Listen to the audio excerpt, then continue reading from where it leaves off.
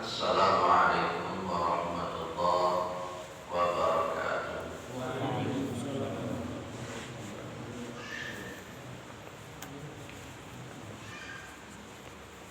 Alhamdulillah, alhamdulillahilladzi arsala rasulahu bil huda wa dinil haq liyudhhirahu 'ala dini kullih wa kafa billahi shahida. Asyhadu an la ilaha illallah wa asyhadu anna Muhammadan abduhu wa rasuluhu la nabiyya ba'da. Allahumma shalli ala Muhammad wa ala alihi wa sahbihi wa man tabi'ahum bi ihsanin ila yaumiddin. Amma ba'du. Kita bersyukur kepada Allah Subhanahu wa taala atas segala nikmat yang diberikan oleh Allah kepada kita semua, terutama sampai pada petang hari ini kita masih diberikan kekuatan iman dan Islam, kita masih diberikan kesehatan serta kesempatan, sehingga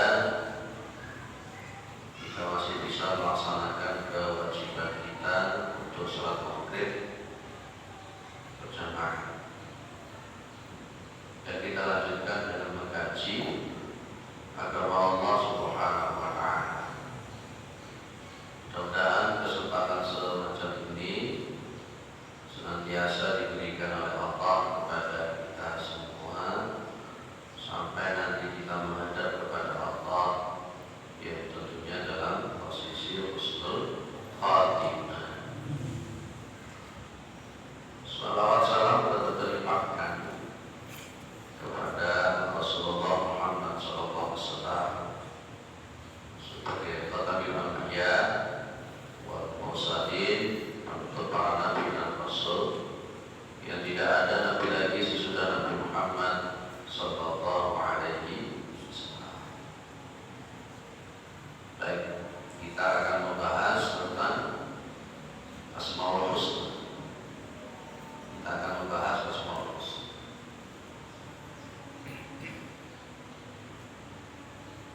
Kita bahas dulu tentang kedudukan ilmu berkenaan dengan nama-nama Allah dan sifat-sifat Allah.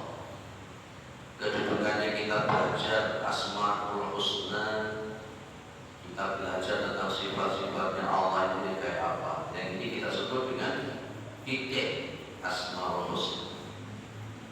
Fikih itu kan artinya paham.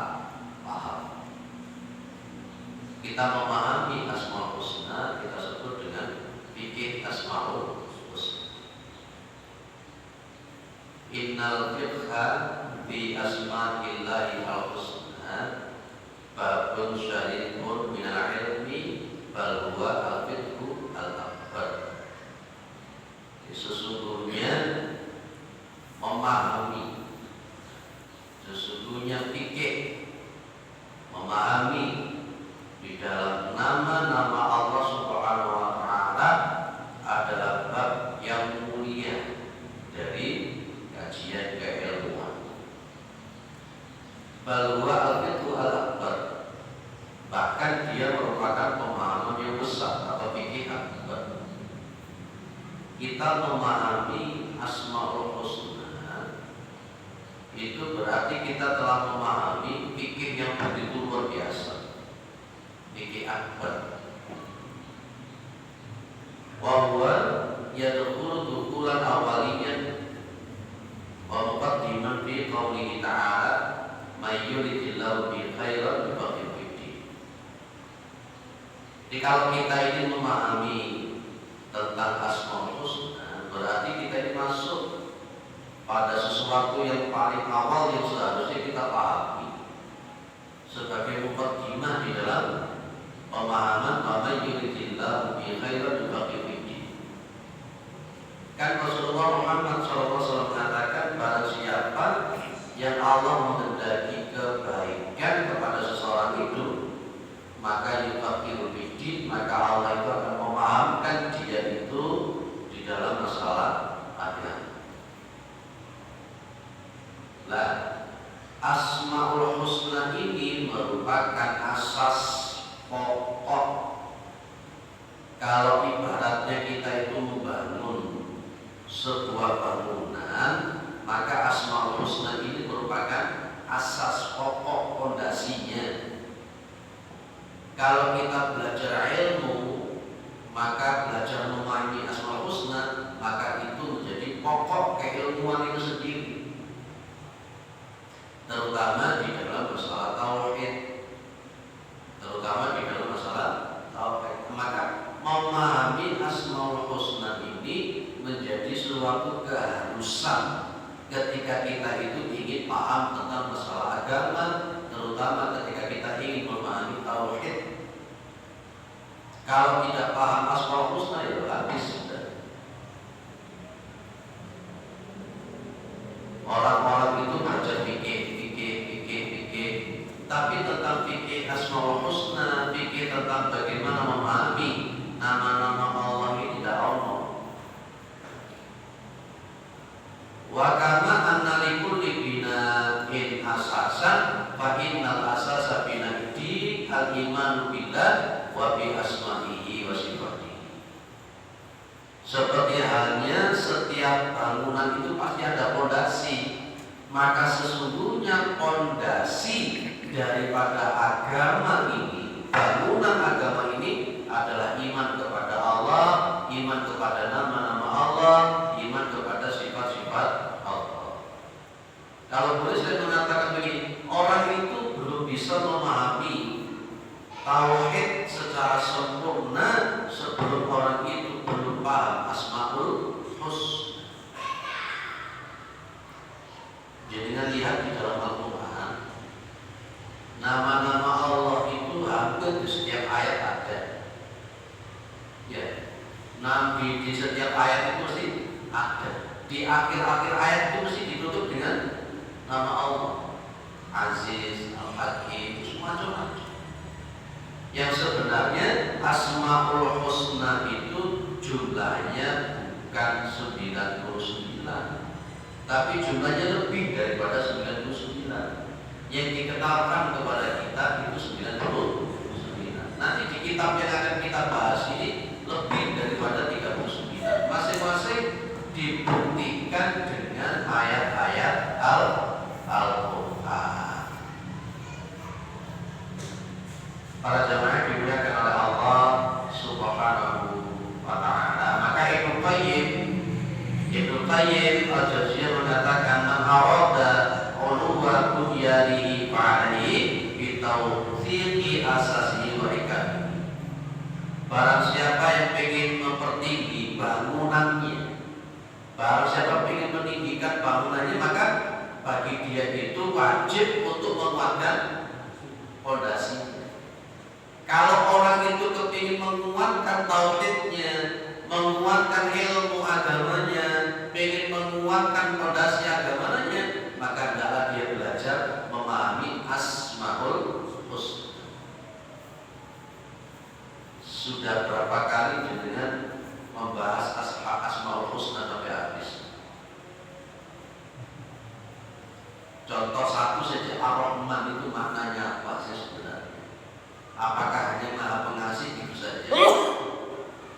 Apa sih Ar-Razzaq itu? Ini nanti akan kita bahas satu persatu.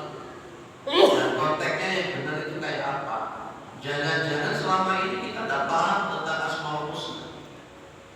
Pahamnya kita kan cuma diwirid sekian ratus kali akan begini, ya begitu kan kita ya. Tapi tidak paham. Maka tauhid itu kan ada dua toh. Tauhid itu ada dua. Ada tauhidul ma'rifah wal itsbat, ada tauhidul iradah wal talab. Kalau untuk tauhid di dalam konteks al-ma'rifah artinya memahami, mengetahui, wal itsbat dan menetapkan, maka di antara contohnya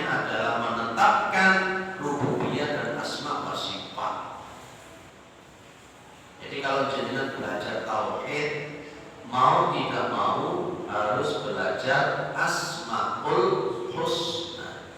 Dan Asmaul Husna di situ juga mengandung sifat-sifatnya Allah. Dan ada namanya tauhid al-iradah wa talab.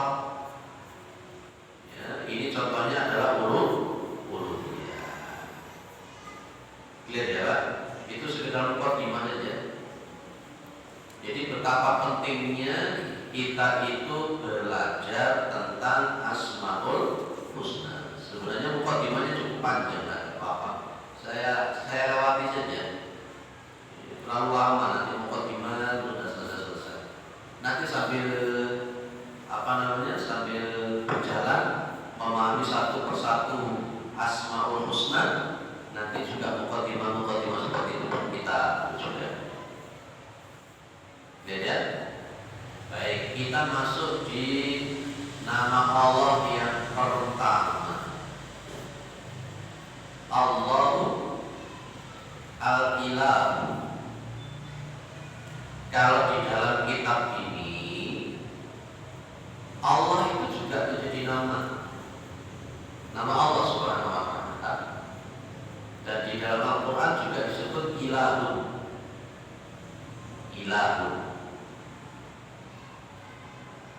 Letaknya di surat apa Ilahun itu Pak?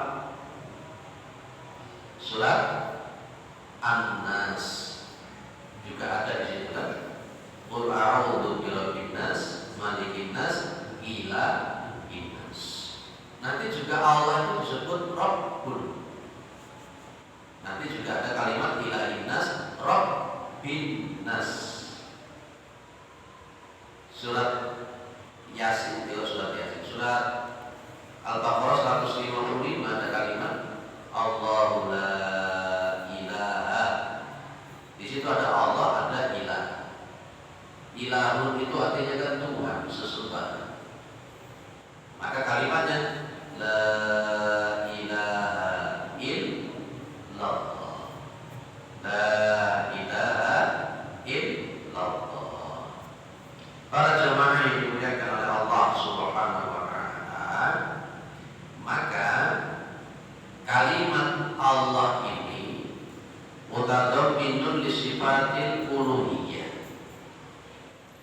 Kalau jenengan itu membaca Allah atau ilah, maka dia itu merujuk kepada, mengandung kepada sifat uluhiyahnya Allah.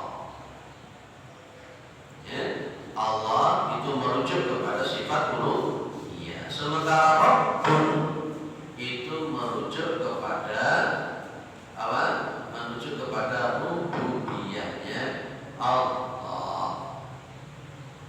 Gandeng langsung di konteksnya Allah dan Rabb atau ilah dan Rabb.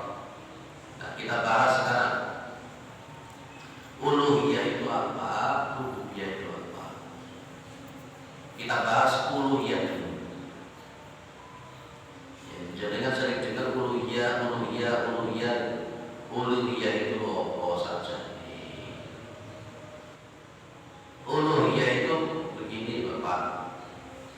Keyakinan bahwa Allah itu satu-satunya zat, tempat kita beribadah, tempat kita berdoa, tempat kita menyembah, tempat kita istighosa dan lain-lain, itu adalah uluhiyah.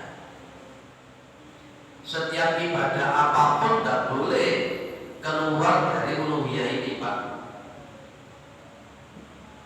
Kalau ada orang beribadah, baik itu ibadah mahdhah atau ibadah ghairu mahdhah, yang keluar dari kaidah-kaidah uluhiyah, maka amalan itu ditolak. Saya contohkan dulu. Orang percaya sama dukun itu syirik atau enggak? Minta ke dukun itu syirik. Ketika dia dikatakan syirik, Rasulullah mengatakan man ata rabban au kahinan fasa'alahu an syai' fasadaqa bima yaqul lam tuqbal lahu salatu arba'ina yauman. Barang siapa yang mendatangi Arraf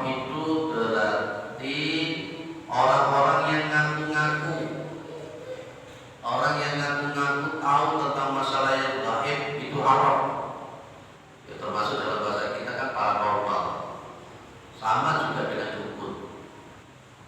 Kalau orang mendatangi paranormal atau dukun, dia bertanya sesuatu, kemudian dia membenarkan, mempercayai apa yang dikatakan oleh dukun, maka lantuk balau sholatu arba'ina yauman. Maka sholatnya itu tidak diterima selama 40 hari.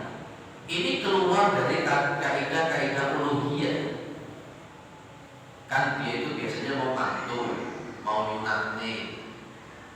Pas ketika mantu mau nyunatni itu, kemudian dia datang kepada orang yang disebut orang pintar.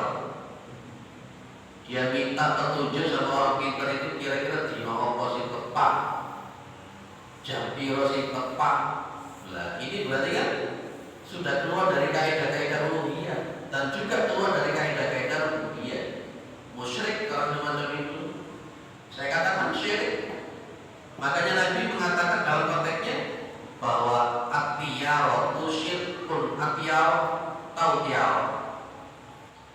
Tiarah itu artinya orang yang meyakini ada nasib sial karena hari-hari tertentu, bulan-bulan tertentu, hitungan-hitungan tertentu. Itu namanya tiarah. Dan Rasulullah menyebut itu sebagai sesuatu yang syirik. Karena syiriknya itulah kalau kita datang kepada orang yang dikatakan pintar tadi, itu sebenarnya tidak pintar itu, kita tanya kemudian kita mengakui apa yang dikatakan oleh sang dukun tadi, maka kita sholatnya itu tidak diterima selama 40 hari. Jadinya kemarin menakna itu pilih dino orang, tidak, kalau namun hitung-hitung orang, tidak, alhamdulillah.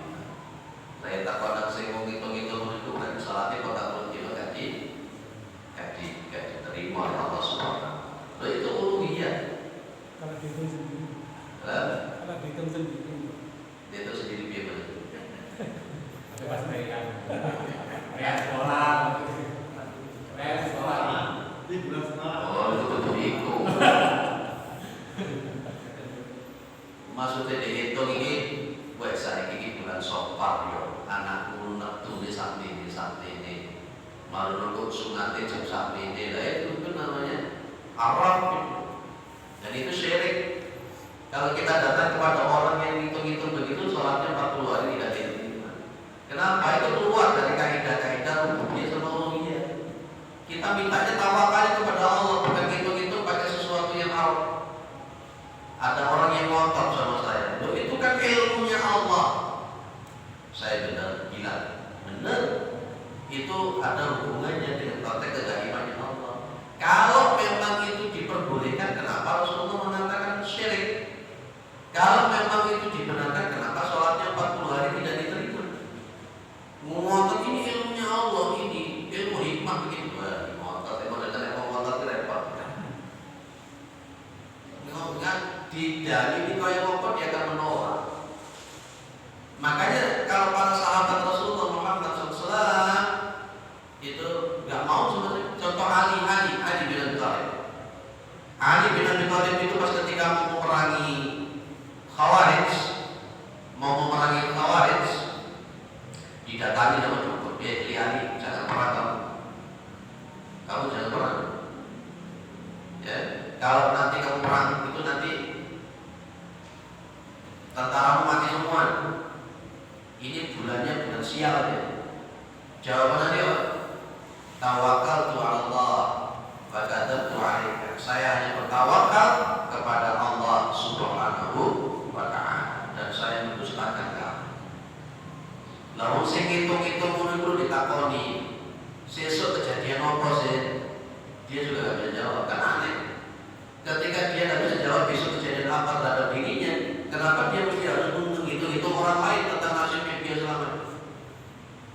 Biasanya dari rabi dulu, ya, itu mesti dijaluki, itu mesti weton. Itu kalau dalam kitab Shori Mubatar itu termasuk sihir. Itu amalannya orang sihir tertentu.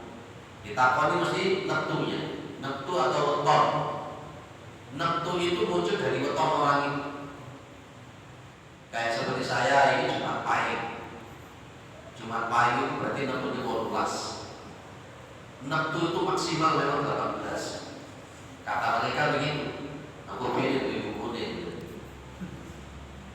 Neptu ini 18. Itu berarti memang kata mereka para dukun-dukun itu neptu 18 ini angel di karatnya yang bisa neptu di bawah 18. Itu amune rivalnya itu 18. Tapi jadi mereka para tukang tenung-tenung menuri orang yang nempunya 18 gak boleh nikah dengan orang yang nempunya 18. Gak usah dulu kate lagi. Ngeri ke kondi. Dari mana seperti itu, dari mana? Pertanyaan saya, dari mana seperti itu? Nabi juga tidak pernah mengajar. Dulu di Malang ini ada aliran yang mereka meramal tapi pakai Al-Quran. Juz Mubiro itu ayat Mubiro berarti awak gini namanya Al-Badio. Masih ingat Al-Badio?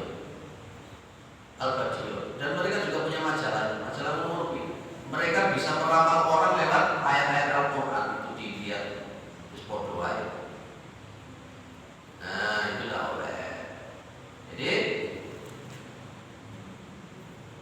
Allah, kalau kita menyebut Allah dan itu adalah ilah, maka berarti di situ ada konsekuensi uluhiyah. Allah hanya Allah tak kita itu minta, hanya kepada Allah tak kita itu menyembah, kita bertawaf. Tidak boleh minta kepada selain Allah.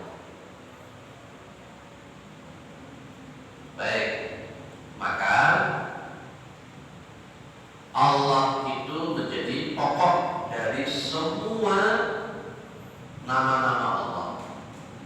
Allah itu menjadi pokok semua nama-nama Allah Subhanahu wa ta'ala. Baik, para jamaah yang dimuliakan oleh Allah Subhanahu wa ta'ala, ada beberapa keistimewaan.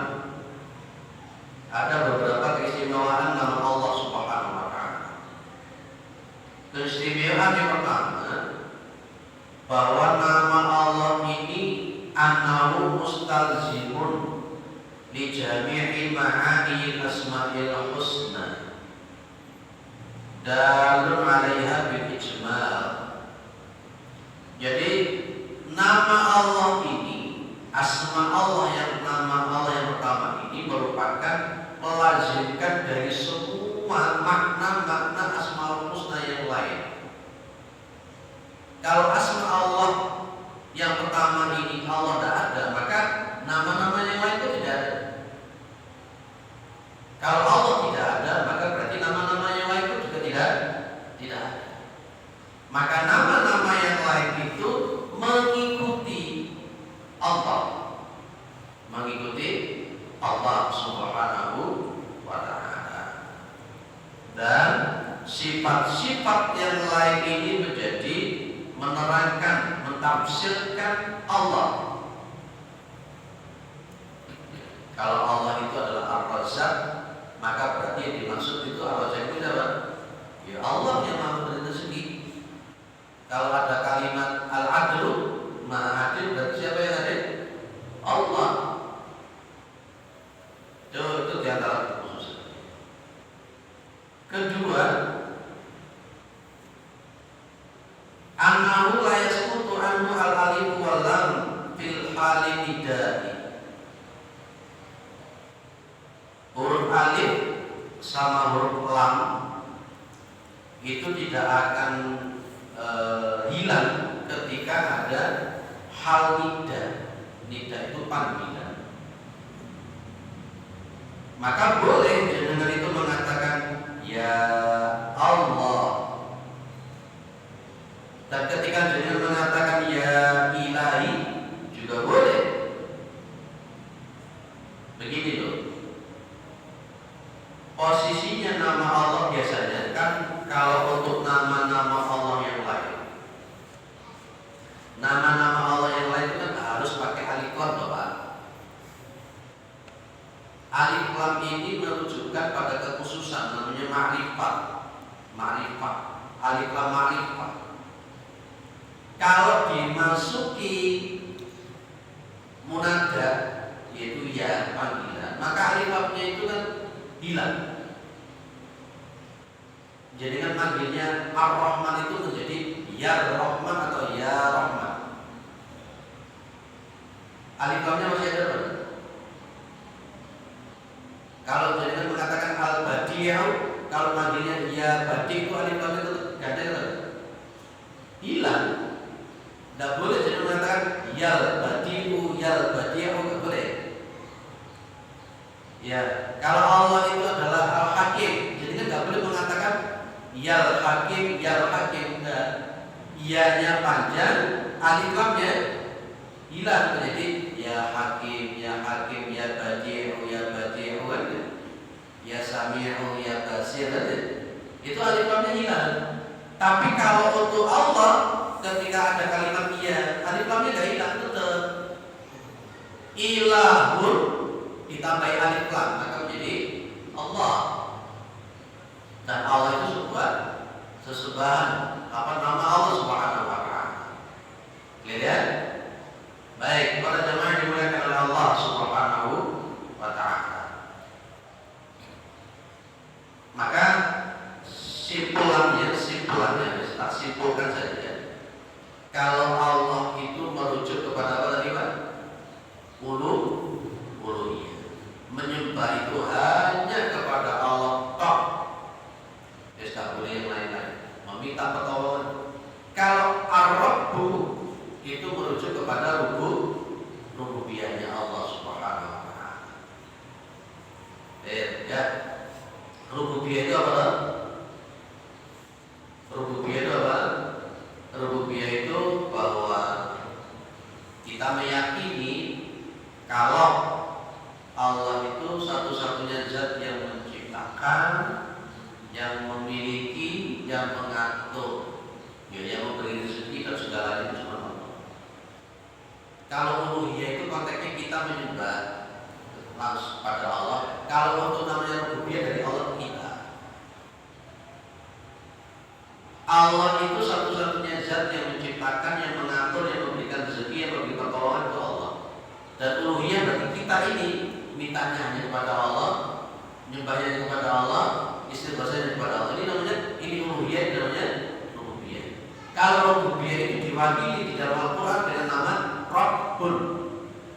Kalau uluhiyah diwakili di dalam Al-Quran dengan menggunakan Ilahun atau Allah. Beda? Baik, saya singkat-singkat saja, tidak usah sulit-sulit. Baik, kita masuk Ar-Rahman sama Ar-Rahim.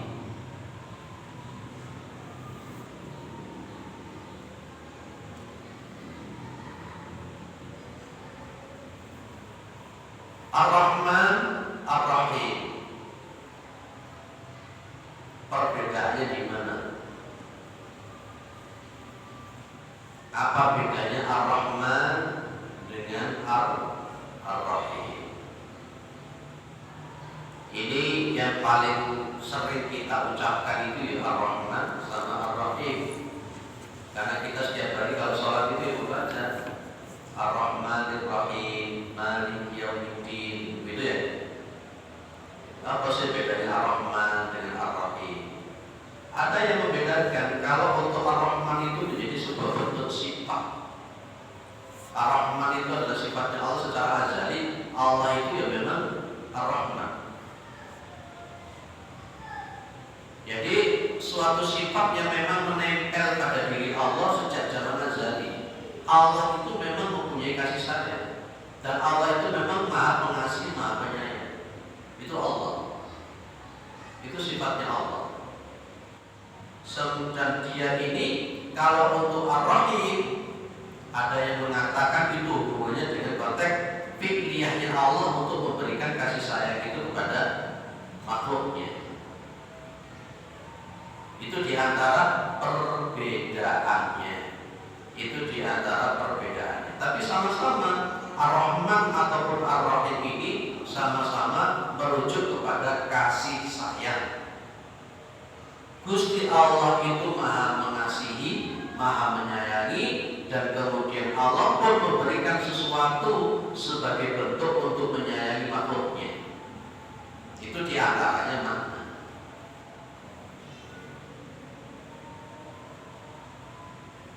Maka ada yang menyebut kalau Ar-Rahman itu sifat, kalau Ar-Rahim itu fi'il.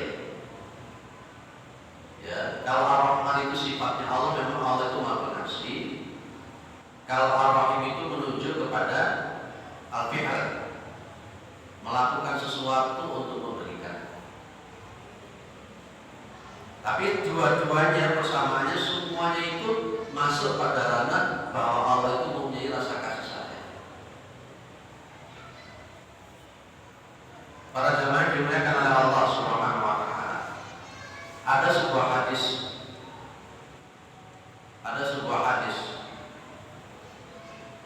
Allah itu punya 100 kasih sayang. Allah itu punya 100 kasih sayang.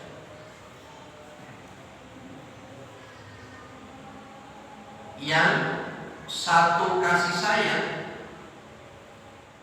dibagi oleh Allah, diturunkan kepada jin, manusia, hewan, dan seterusnya.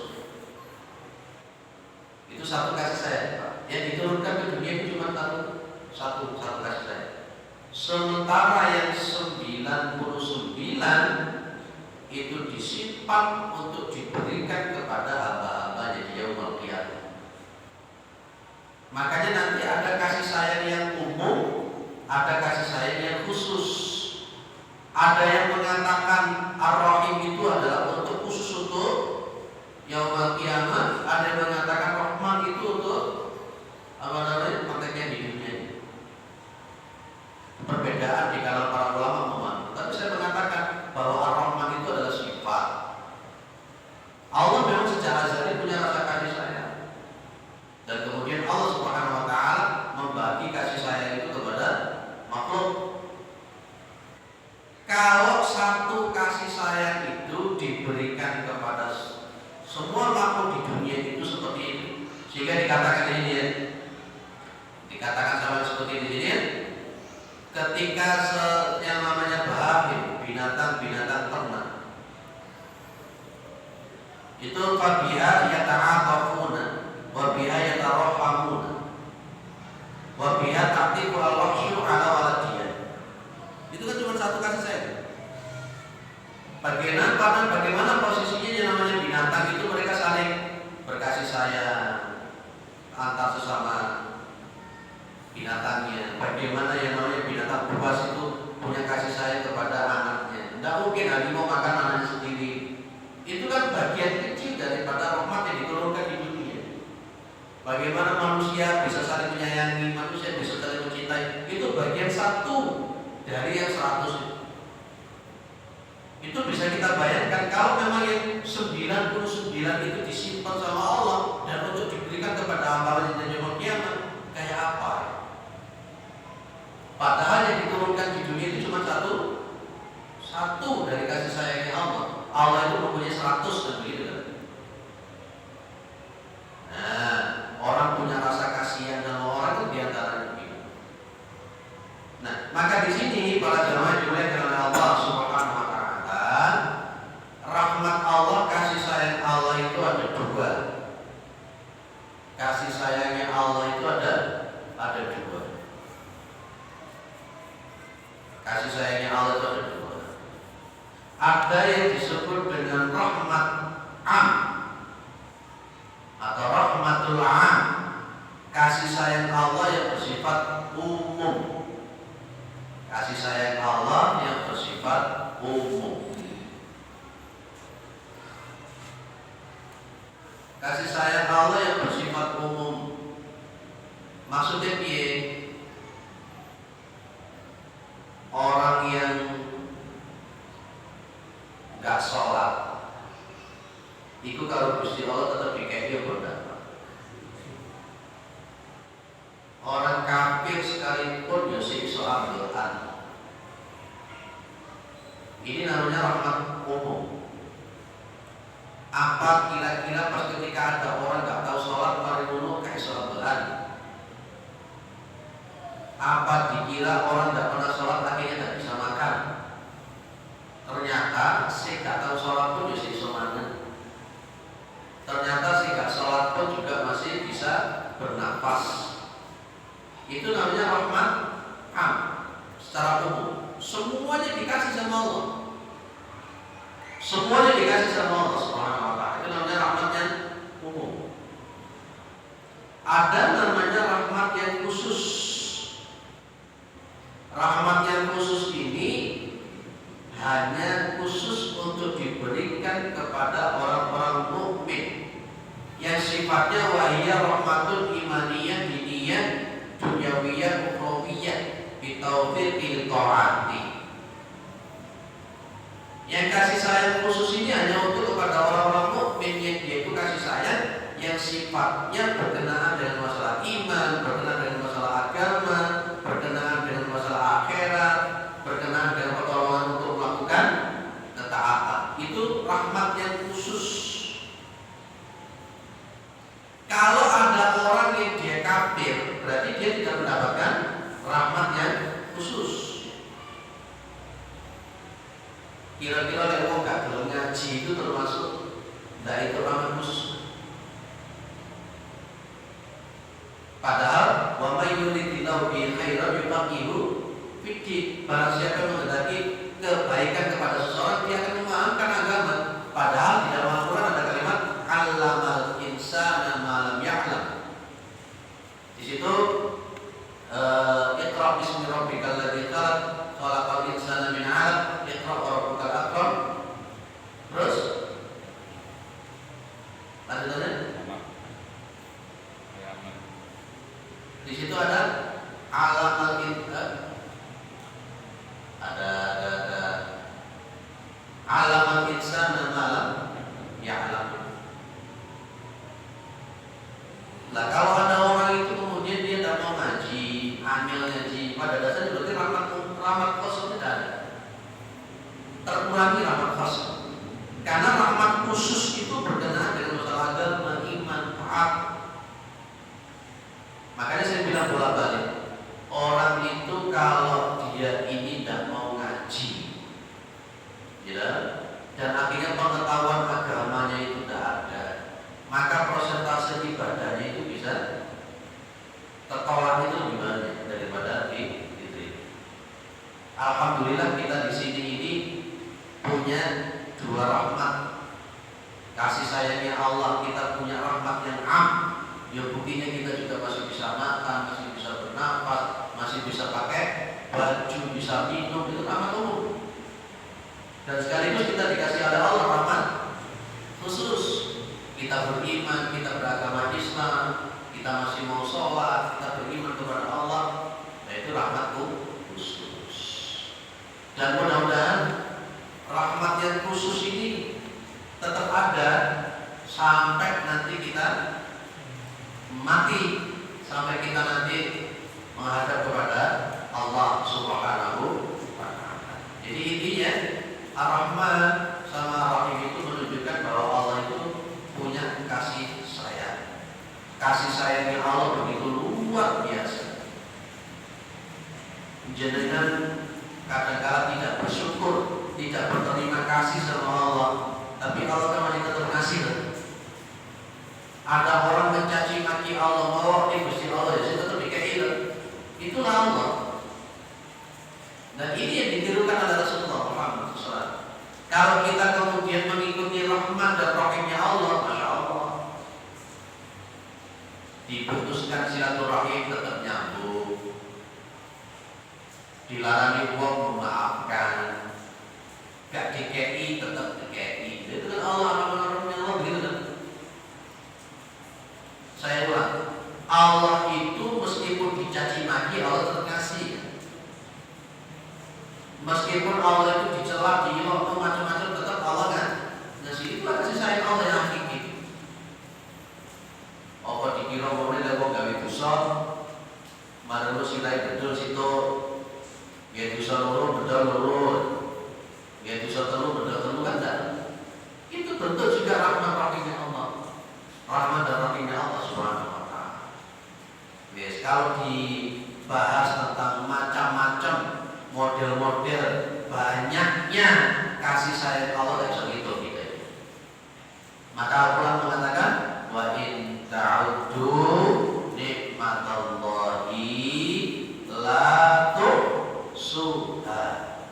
Jika kamu menghitung-hitung nikmat Allah, maka kalian itu tidak akan bisa menghitungnya. Itulah masuk tanah Ar-Rahman Ar-Rahimnya Allah Subhanahu wa ta'ala. Baik, ada yang didiskusikan dulu, monggo silakan.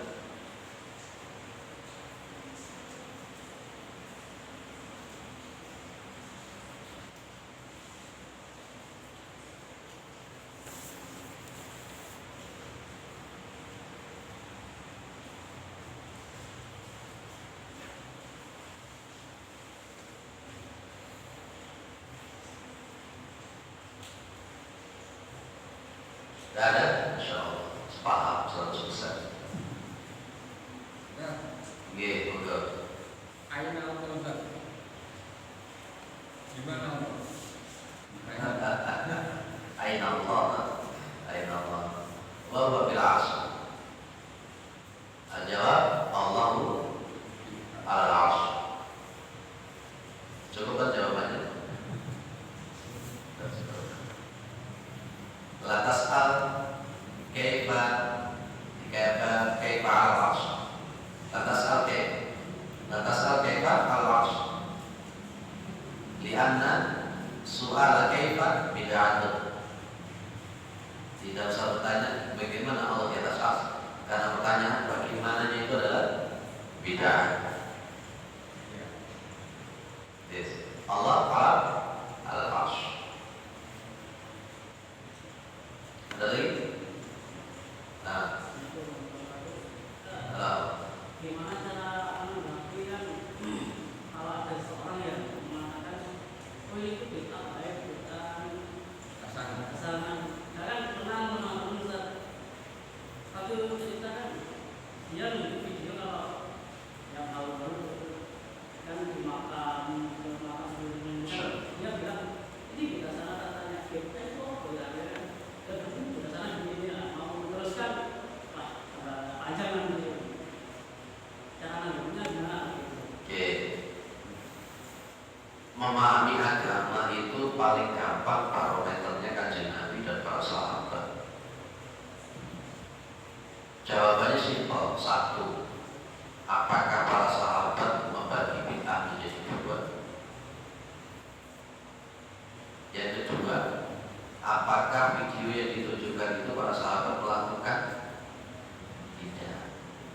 Kita tidak usah berdebat tentang masalah bid'ah hasanah, bid'ah sayyi'ah. Kita cuma simpel. Itu Kanjeng Nabi melakoni apa enggak? Sahabat melakoni apa enggak? Enggak, ya udah nggak usah dilakoni, beres. Cuma itu saja simpel. Sebenarnya agama itu kan simpel toh. Agama itu mudah toh. Sehingga no RBT, sehingga no umpet dilakoni dhewe. Iya. Sebenarnya sesuatu yang tidak ada. Kadang-kadang kuburan yang seperti itu dikaih macam-macam. Padahal kita lihat ya kuburannya para sahabat Nabi di Baqi sederhana sekali. Jadi Imam Malik sampai mengatakan kalau ada orang yang mengatakan itu bid'ah hasanah, maka berarti secara tidak langsung menuduh Kanjeng Nabi tidak menyampaikan ajarannya. Karena al-yawma akmaltu lakum dinakum wa atmamtu 'alaikum ni'mati wa raditu lakum al-Islam dinan. Itu agama Islam sudah sempurna. Itu saja. Ketika Rasulullah sudah wafat, para sahabat ada dari kuburannya Nabi. Dan kan simpel sebenarnya. Akhirnya tapi kemudian akhirnya diputar-putar, dicari-cari, cari dalil-dalil yang umum macam-macam. Tambah rumput. Kalau Nabi nggak lakukan, sahabat tak lakukan, ya wes sudah. Itu aja kalau saya. Dia wahabi kamu. Tapi kita pun juga tetap punya akhlak. Kita tetap punya akhlak kepada mereka tetap. Gitu. Baik. Itu aja simpel aja. Tidak. Lupa kalau Imam Syafi'i membagi bid'ah hasanah sama bid'ah sayyi'ah itu apa? Itu kalau dilihat contoh-contohnya itu kan sebenarnya masalah musalah. Masalah musalah. Maka kita ini para jemaah berkenaan dengan masalah ibadah yang mahdhur, dalilnya kita pakai dalil yang khusus, bukan memakai dalil yang umum. Kalau memakai dalil yang umum, nanti akan banyak renovasi, akan banyak inovasi di dalam masalah agama. Patokan kita ma'ana alaihi wasallam, itu saja sudah cukup. Kalau saya begitu sih, kalau dalam sekarang mewakili hukum itu. Ya, lanjut.